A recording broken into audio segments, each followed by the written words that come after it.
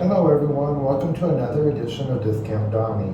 Today I'm discussing a previous, like 1990 something, 98, 99, something like that, travel video from where I was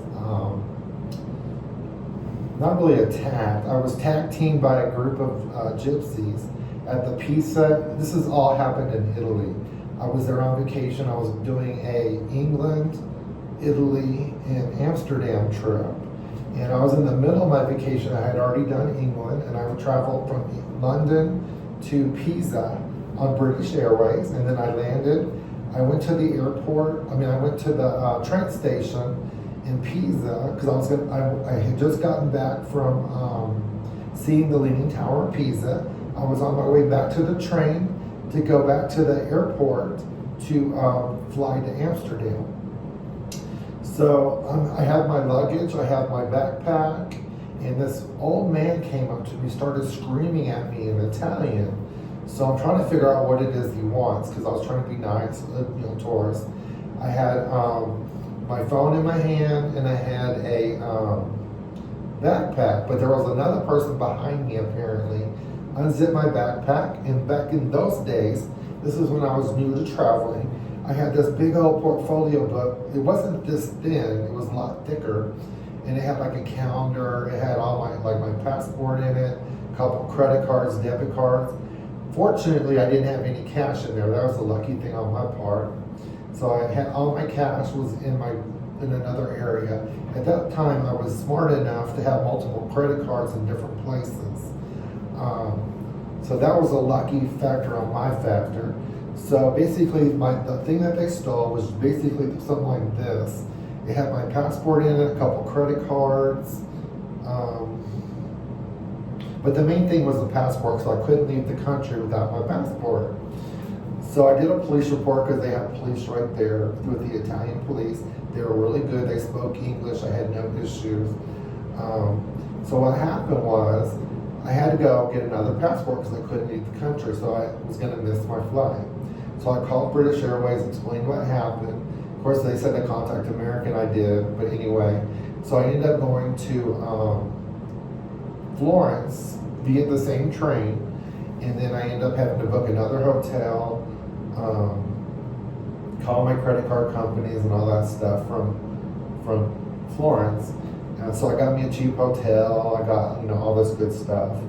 So I had to wait because the consulate. This was what happened on a Saturday, I believe. So on a Mondays when the consulate opened, so then I had to pay $83. Now mind you, this is the late 1990s, so now it's probably more expensive. And I had to get because I still had my driver's license.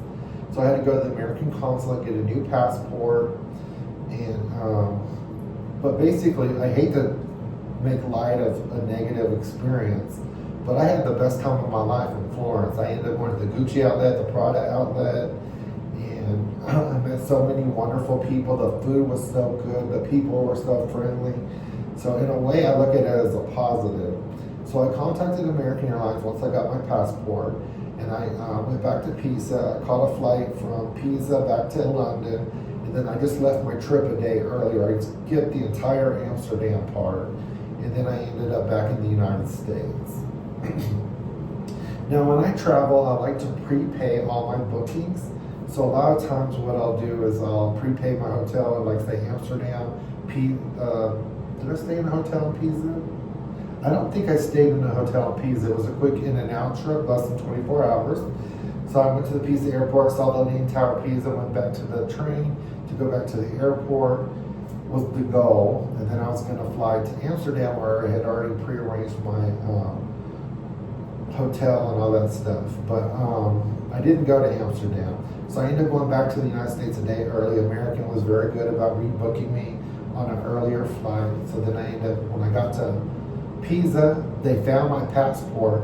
Somebody had dropped my whole thing like this into the mailbox at a hospital in Pisa. So when I got to